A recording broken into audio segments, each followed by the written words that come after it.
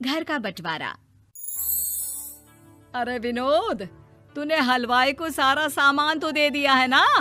अक्षय की शादी में कोई कमी नहीं रहनी चाहिए। आखिर सबसे छोटा भाई है तुम सबका। हाँ माँ, आप चिंता मत करो, मैं पूरा ध्यान रखूंगा। मंगल बेटा, तूने तो कहा था कि फूल का ऑर्डर दे दिया है, यहाँ तो फूल पहुँचे ही नहीं। अब क्या बहू की विदाई के बाद फूल आएंगे? माँ, मैंने अभी बात की है फूल वाले से, वो रास्ते में ही है। आप किशोर भैया से क्यों नहीं कहती कुछ करने को? किशोर पहले ही मेरे बताए काम कर रहा है। पास के सभी रिश्तेदारों और मोहल्ले वालों को कार्ड वही तो देकर आया था। रिसेप्शन के लिए हॉल भी उसी ने बुक किया था। टेंट कुर्सी वालों को भी तो वही देख रहा है।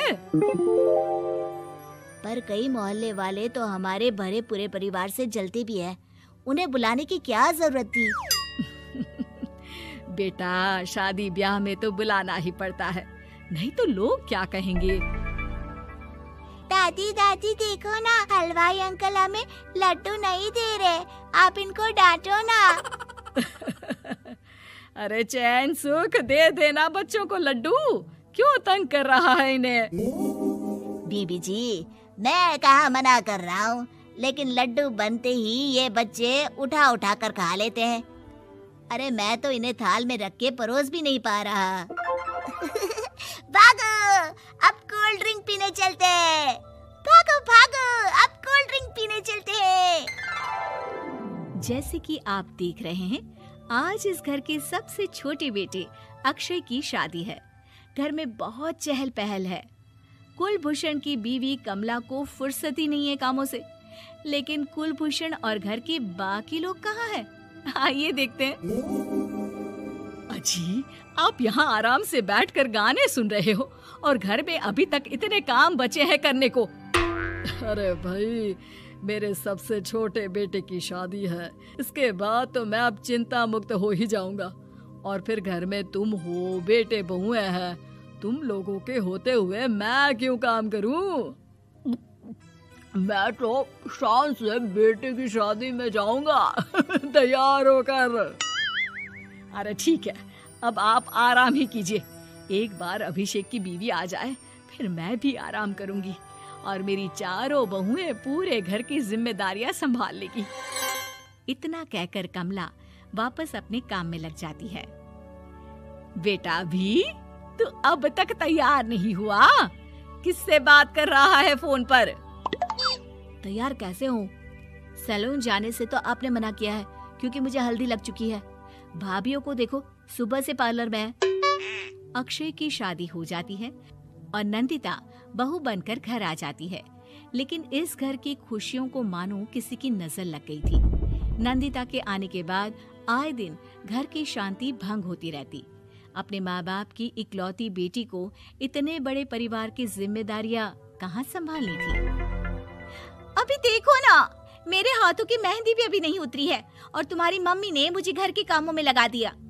मैंने सोचा था कि घर की सबसे छोटी बहू होने के कारण मुझे सब पलकों पर बिठा के रखेंगे, पर यहाँ तो पलक झपकने की भी फुर्सत नहीं मिलती। देखो नंदू, शादी के पहले ही मेरे घर वालों ने तुम्हें और तुम्हारे पेरेंट्स को बता दिया था कि मैं जॉइंट फैमिली में रहता हूँ, तो फिर अब ये शिकायत क्यों? और फिर तुमसे पहले मेरी भाभियाँ भी तो आई थी शादी करके, उन्होंने तो कभी कुछ नहीं कहा। नंदिता तब तो चुप हो जाती है, लेकिन ऐसा बहुत दिनों तक नहीं चलता। अरे नंदिता, माँ बाबूजी की दवाई का टाइम हो गया है, उन्हें दवाई दिलाओ और उसके बाद सबके लिए नाश्ता बना देना। पर भाभी, मैं तो अभी अपना फेवरेट सीरियल देख रही हूँ, प्लीज मेरी जगह आप कर लो ना ये काम। ठीक है, मैं तेरी जगह माँ बाबूजी को दवाई दे आती हूँ और नाश्ता बना लेती हूँ। तू मेरी जगह पूरे घर की डस्टिंग करके 5 बच्चों को स्कूल के लिए तैयार करके भेज देना और दोपहर का खाना बनाने के बाद कपड़े धोकर सुखा देना। उसके बाद हम दोनों मिलकर बाजार जाकर सब्जी ले आएंगे, फिर डिनर की तैयारी कर लेंगे और उसके बाद बस भाभी, मैं माँ बाबूजी को दवाई देकर सबके लिए नाश्ता बना देती हूँ। हे भगवान, ये कहाँ लाकर फंसा दिया मुझे। मेरे घर में तो गिनती की 8 रोटियाँ और 2 सब्जी बनती थी और नाश्ता निपट जाता था, यहाँ तो रोटियों का ढेर और सब्जियाँ बड़े बड़े पतीलों में बनानी पड़ती है। नाश्ता बनते बनते लंच का टाइम हो जाता है और लंच बनते बनते डिनर का। अभी मुझ में तुम्हारे पूरे परिवार का नखरा उठाने की और ताकत नहीं बची। मैं ऐसे नहीं रह सकती। अरे तो क्या चाहती हो तुम? मुझे अलग रहना है बस। तो ठीक है, हम कल ही शिफ्ट हो जाएंगे किराए के घर में। इतना बड़ा घर होते हुए हम किराए पे क्यों रहेंगे? ना जी ना, घर में ही दीवार खड़ी करो अपने हिस्से के आगे। घर के साथ साथ घर की खुशियों में भी दीवार खींच जाती है। ऐसे ही कई महीने बीत जाते हैं और नंदिता माँ बन जाती है। बच्चे के आने से अभिषेक के कंधों पर खर्चों का बोझ आ पड़ता है। अभिषेक का बोझ कम करने के लिए नंदिता भी पार्ट टाइम जॉब कर लेती है, लेकिन इससे उसके सर पर नौकरी, घर और बच्चे की जिम्मेदारी बढ़ जाती है। नंदिता, ये क्या है? तुमने घर भी ठीक से साफ नहीं किया, ना ही मेरे कपड़े धुले हैं। चिंटू के बाल भी कटवाने जाना था, देखो उसके बाल कितने बढ़ गए हैं। अरे करती क्या हो पूरा दिन तुम? मैं करती क्या हूँ? तुम्हारा नाश्ता और लंच बनाने के बाद चिंटू को डे केयर सेंटर पर छोड़ कर आती हूँ, फिर खुद ऑफिस जाती हूँ। पूरा दिन काम करके आने के बाद बिना आराम किए बाजार से सब्जियाँ लेकर आती हूँ, घर आकर खाना बनाती हूँ, चिंटू को देखती हूँ और क्या करूँ मैं? तो किसने कहा था अपने सर पर इतने काम लेने को? मत जाओ ऑफिस। ऑफिस जाए बिना घर के खर्चे कहाँ से पूरे होंगे?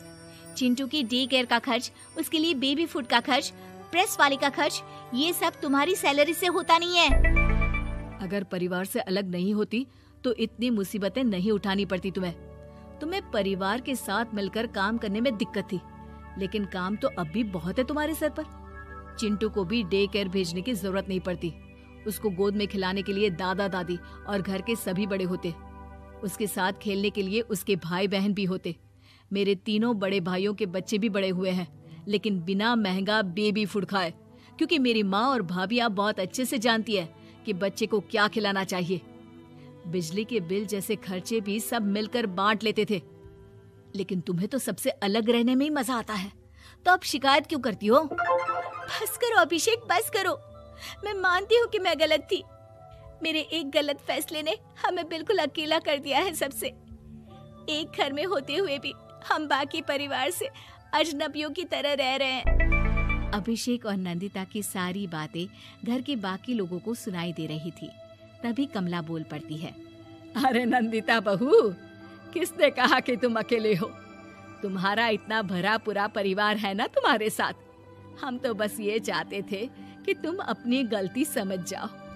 अगर हम तुम्हें समझाते तो शायद तुम ना समझती, लेकिन अपनी गलती का एहसास तुम्हें खुद हो गया है, तो अब तुम समझ चुकी हो परिवार में एक साथ रहने का मोल क्या होता है। मम्मी जी, मुझे माफ कर दीजिए, अब ऐसा दोबारा कभी नहीं होगा।